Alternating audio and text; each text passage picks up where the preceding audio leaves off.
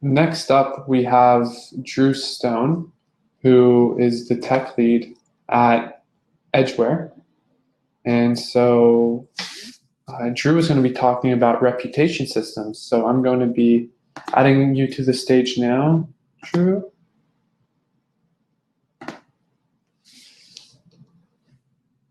Awesome. So whenever you can, yeah, perfect. Great to How's it see you. going? Thanks so much for joining us. No problem. Thanks for having me, and thanks for hosting the event.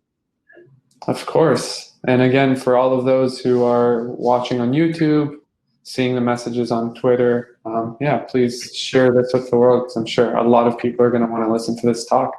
So, Cool. Drew, please take it away. For sure. Can you see the presentation? Perfectly. Nice. So yeah, I guess, the title of the talk is Edgeware and Beyond, but messaged as reputation systems. But hi, I'm Drew. I'm the co-founder of Edgeware and Commonwealth Labs. Commonwealth, we built and deployed Edgeware. But yeah, so for people that don't know, Edgeware is a community-owned, upgradable smart contract blockchain built on Substrate. We have a growing developer ecosystem. So if you're interested to write some smart contracts, we support Inc. smart contracts written in Rust that compile to WebAssembly. And some of the interesting projects that people in our community are building, in addition to us, are DeFi protocols, zero knowledge primitives, and social applications. So those last two I'm pretty interested in, as I think we don't see enough of that around in this ecosystem. What else makes Edgeware interesting? We have on-chain governance, and we have an on-chain treasury.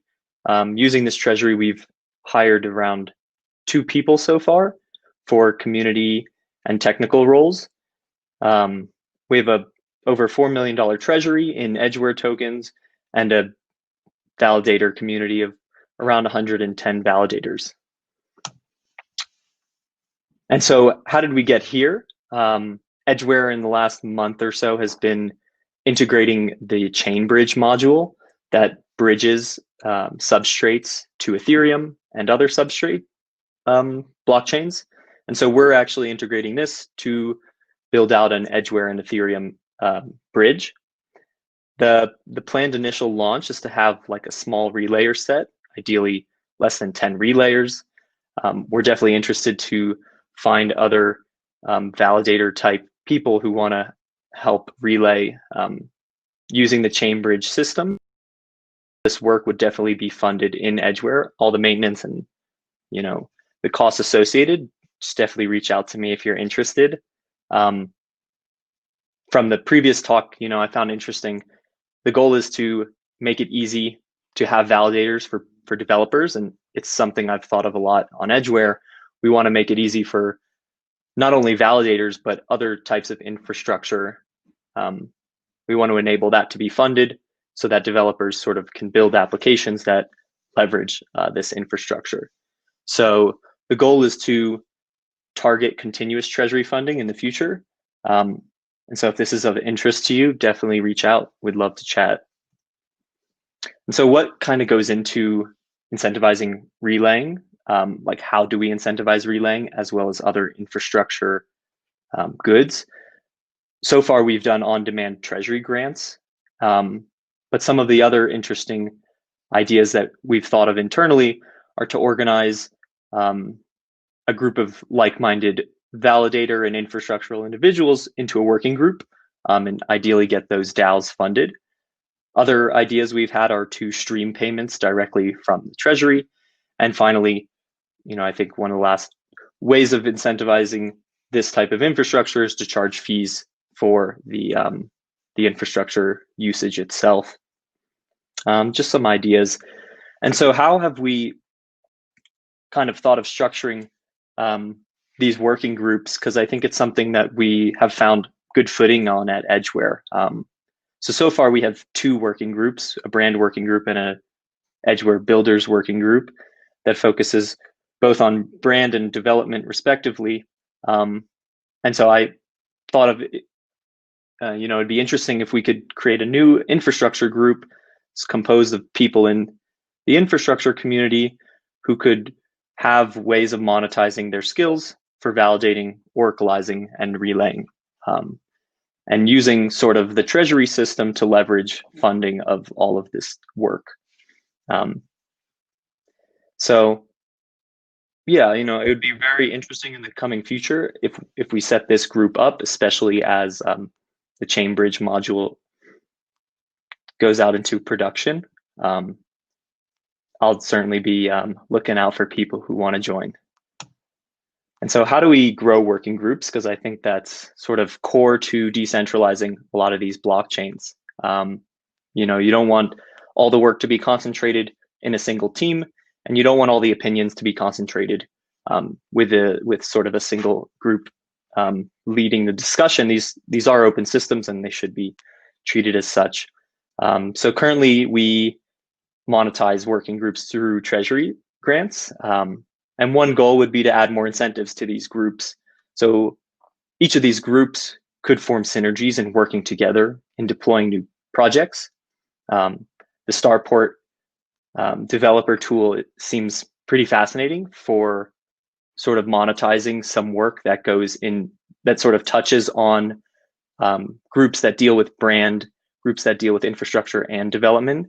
So there's certainly interesting synergies I think can be made as we and other chains sort of grow their respective forms of these groups. And then in the future, the idea is that we have sustainably funded infrastructure development and branding.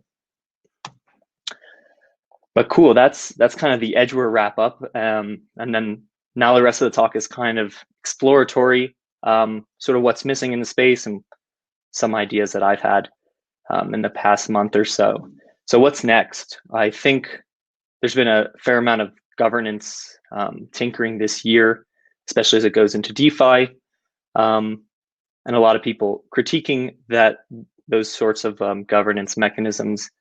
But what we haven't seen, I think, is any sense of reputation that can be quantified or sort of posted on these ledgers, nor have we seen like greater composability of not financial technology.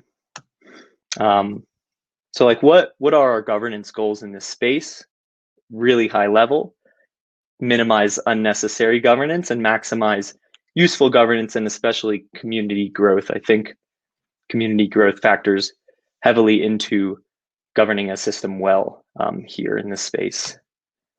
So one thing, at least on Substrate, is governance as a proxy for upgradability and sort of a newer model of forking. So using Substrate, which Edgeware is built on, we can upgrade our chain in a lively manner. The treasury serves to incentivize chain-based activities, and and we have all these tools through governance of sort of building out communities and building out an ecosystem. In addition, governance is a proxy for community growth. So we can create new tokens for communities. I feel a lot of this has been done on Ethereum, and while people have said these tokens have no value, they go up in price tremendously. So how do we do that here? We sort of monetize work that communities and working groups are doing through community-based tokens, social tokens even. And we can drive value through these activities through the upgrades that sort of bring this functionality to life.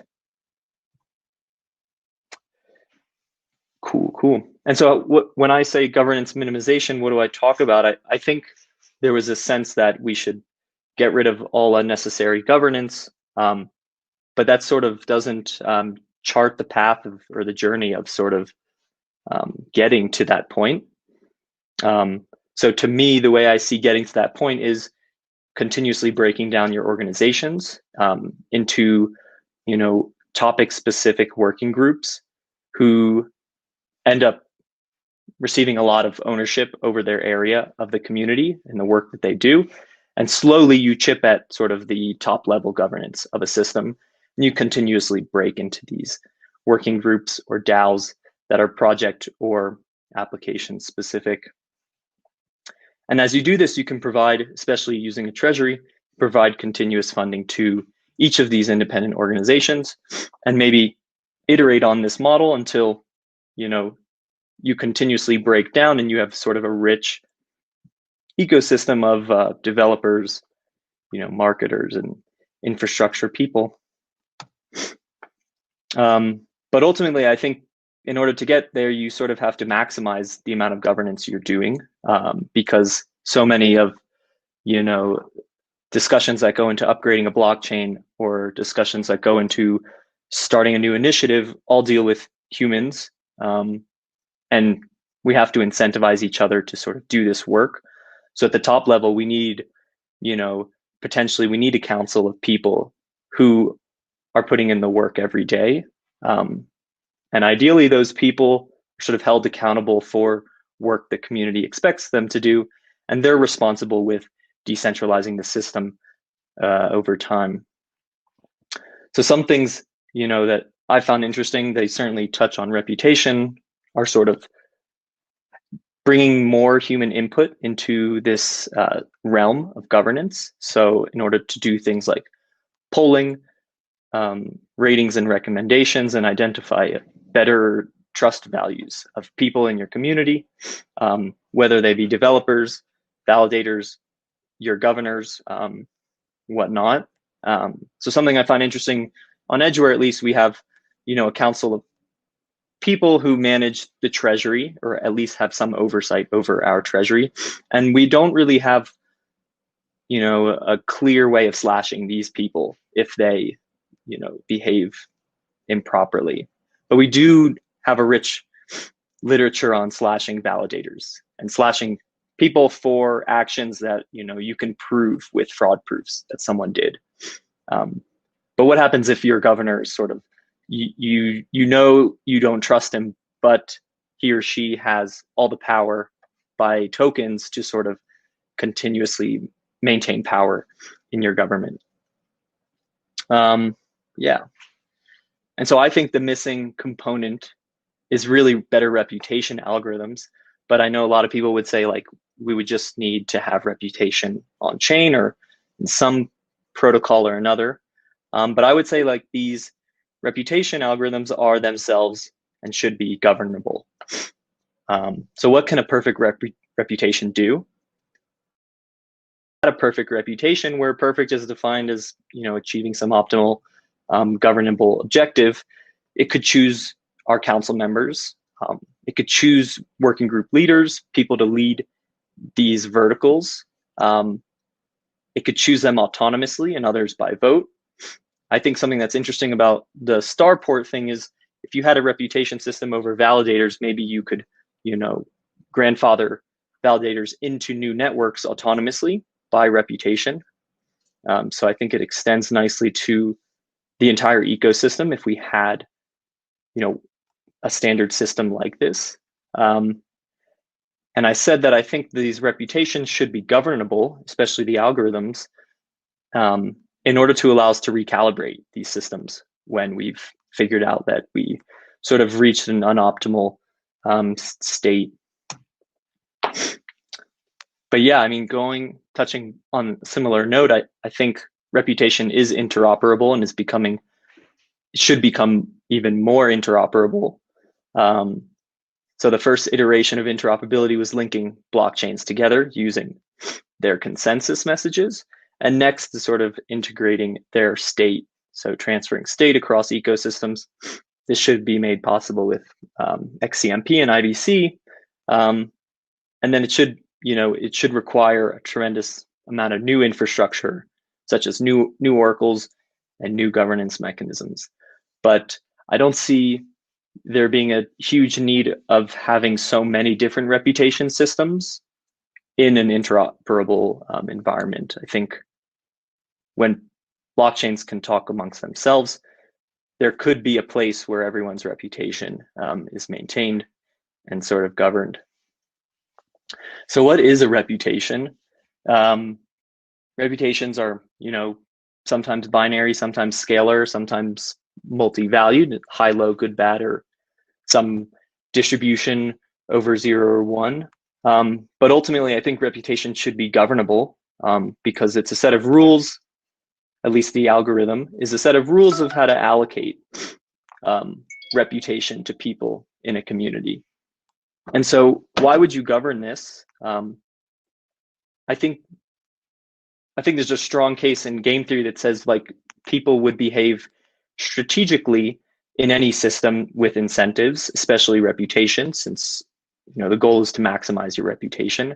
But ultimately, if the reputation system fails and fails to be governed, then that system won't outlive itself. It won't live for much longer. So I think in the beginning you'd want to govern these things, and they would be governed altruistically, because otherwise they won't live that long. And so having the ability to govern them, I say upgrading to newer reputation algorithms and recalibrating existing reputations, allows, I think, this system to sort of have longevity.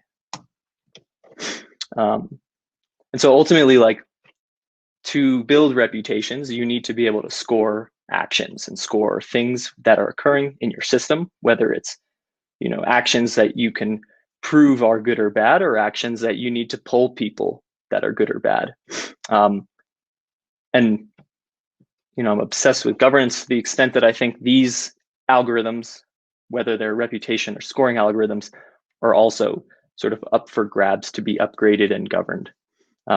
Since they're all just one set of rules, people should be able to update those rules. So what does a system like I'm thinking of look like? I think at one end you have applications and protocols, and they all hook into a reputation and scoring chain with ZKPs, which are zero knowledge proofs. I'll touch on that at the end, just a tiny bit. And I think at the bottom you have a new range of computation oracles. So these oracles are sort of agnostic to whatever sort of work they're getting. Their job is to do compute and prove it, and the applications can sort of leverage this infrastructure. Obviously, you have incentives for these oracles, and you might also have incentives for applications to join using any sort of incentivization scheme. When you have treasuries, you can obviously spend your treasury generously to incentivize like this type of work and this type of engagement. So at the top for protocols, you have a protocol specific governance system for scoring and reputation algorithms. So if protocol A is something, or application A is something like Starport, you might overlay a specific reputation system on top of these validators, and maybe choose the top 100 validators in this system to go into the next published blockchain. I'm not exactly sure how Starport works, but it sort of picks my my curiosity. And so what happens to the participants of this protocol A? They would govern this reputation system, and all these changes to the system would be relayed down to the oracles. So if the algorithm changed that we needed to do compute over, the oracles themselves would get a message that the system has changed for this application and process it accordingly. And then next I find there's this new set of oracles that I haven't seen many people building, which are compute oracles. They upgrade with the protocol. They ingest new reputation and scoring algorithms through software upgrades. They might be incentivized to update their software to get a new set of algorithms by the protocol, or by even new applications that need these sorts of algorithms processed. Yeah, lots of incentives, I think, in a system like this. And so I think one reason we haven't seen this type of system be built yet is ultimately because the space as a whole doesn't have a rich developer ecosystem for zero knowledge tools. A lot of the compute is pretty high capacity for reputation systems. It might involve some machine learning. So ultimately, I think in order to get to this point where we can compose reputation systems, we need to sort of bring much larger efforts to designing and developing zero knowledge primitives. So one thing I've been looking into recently is called proof carrying data, which allows you to iteratively do computation and prove the end result is correct with respect to all the intermediate steps. And it even generalizes to sort of directed acyclic graph computations in a really nice way. And it's quite interesting. I think it'll be pretty core piece, an area of research for like most high compute trust jobs that occur in the blockchain space. So like right now in the Oracle space, we've had, people serving data from the Web 2. And so I think it's not, too far in the future that we'll see really a change in this from a lot more computation on data, whether it be data from the Web 2 or the Web 3 space. And yeah, so like how should and how do these systems compose? So right now we've, best example we've seen of composable protocols is DeFi. Everything is financial by design, and everything can sort of be layered on top of each other. You can create an algorithmic stablecoin and then lend it out and also take leverage on top of all of these systems. And it's, pretty fun. It turns everything into a casino. Prior to that, we sort of had blockchain composability, which is just composing the protocols together and adding state. And so I think, it's kind of a silly comment, but I think anything financial seems composable. So make everything kind of financial, whether or not it seems like it. And so what isn't composing now? I think identity systems, we have not seen a strong composable use case for. At least everyone is kind of building yet another identity system. So I've crossed it out because I don't find it too interesting. But I think reputation systems, we haven't really been building too many of them. I haven't seen too many in the space, and those would be composable because those are likely financial. And then ultimately we don't have, composable zero knowledge systems. So we might have a few smart contract protocols that allows me to, vote or mix coins, but there's nothing that lets me compose an application on top of this. So I see like at least the last two as being things that are quite interesting to work on. And some of the things that we are working on at Edgeware. So if you're interested, definitely reach out. I hope that wasn't too fast, but thanks so much. Happy to answer any questions. Thank you so much for that talk, Drew. I really enjoyed just how you approach discussing reputation systems. Definitely different than what I expected. So thank you for that, and thank you for joining us. Thanks. No, thanks so much for having me. Of Enjoy course. the rest of the conference, everyone. For you. Oh yeah. So there's 4 questions for you. If you're okay answering them. Sure. So the first one is, I think you were one of the first projects to build on Substrate. Why did you choose Substrate? ?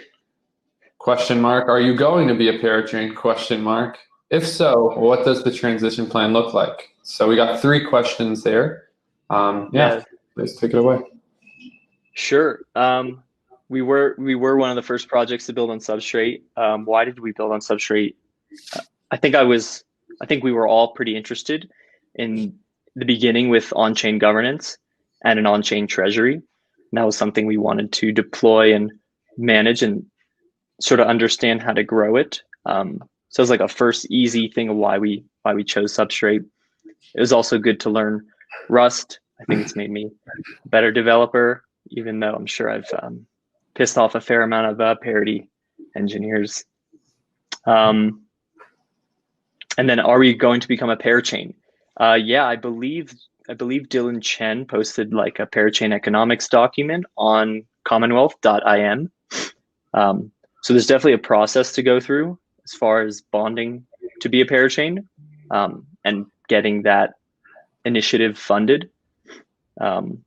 So I would say it's in the works. We're still awaiting the whole parachain process to be public, and we'll go from there when that is. Awesome, exciting times to see how that will all develop. So our next question is, what are the biggest challenges to on-chain governance and finding key community members to be ambassadors for the network / ecosystem? Yeah, I think I might answer the second question first. I would say finding key community members is, core to governing these chains well. Ultimately, because I feel people get a little bored quickly. People sometimes drop in to your chain's community for like a 3-month to 4-month stint. They propose a lot of ideas and then they don't really act on it. So I think what is core to finding key community members, I think giving people ownership over things early, at least in your community, and really being sort of like aggressive about keeping the people that find interest in what you're doing, and sort of giving them a reason to stay. What are some other challenges to on-chain governance? I would say, voter participation, managing a council with people who, we're obviously working all remote, and so we want to push governance changes, but sometimes people aren't online, or you don't even know who people really are because they're pseudonymous. There's definitely a lot of challenges. Awesome. Yeah, I mean, those are definitely things that, it takes experience dealing with these different things to actually know about them. So it's good for other people to know that are exploring the on-chain governance kind of side of blockchains. And then we got another one here. Isn't it a circular dependency if the reputation system needs to be governed and we use our reputation to pick those who would govern the system? How do we prevent this from being gamed? Definitely. I guess even to start, I don't know, I like to think of at least this reputation topic extremely generally. I don't know if the people governing the reputation system would be selected using the reputation, at least in the beginning. But yeah, it is kind of circular. It definitely could lead to bad dynamics. As I said, like if everyone acts strategically, then maybe, people absorb all the reputation in the system by governing it to enhance that dynamic. But I think in the real world, that would be public facing, and that would truly, I think, detract from the success of the system itself. So there's sort of like a balance between, abusing your power in the beginning of a system when you want to grow a community, and not. And I think, at least for me, if I was in charge of governing these reputation systems, I'd be going for the latter. I'd be kind of trying to focus on how do you grow the community and create a breadth of reputation rather than how do I, amass reputation here. Absolutely. Just democratizing that reputation and having as many people be a part of it that hopefully make up a larger weight to what could be a single malicious actor. For sure. I mean, yeah. Well said. I was just responding to what you're the one who said it. Awesome. Well, I mean, I think those are all our questions, or at least all the questions in the Q&A. Thanks again for coming and joining us, Drew. Hopefully we can see you here again next time. Sure. And yeah, excited to see how the process goes with, everything from the reputation systems to bridging to obviously a transition to a parachain, which, you are one of the, most widely known parachain or substrate-based chains in the space who will be making that transition. So really exciting stuff coming up, and we're excited to stay tuned for how all those things develop. So thanks again for joining us. For sure. Thank you. Take care. Bye bye.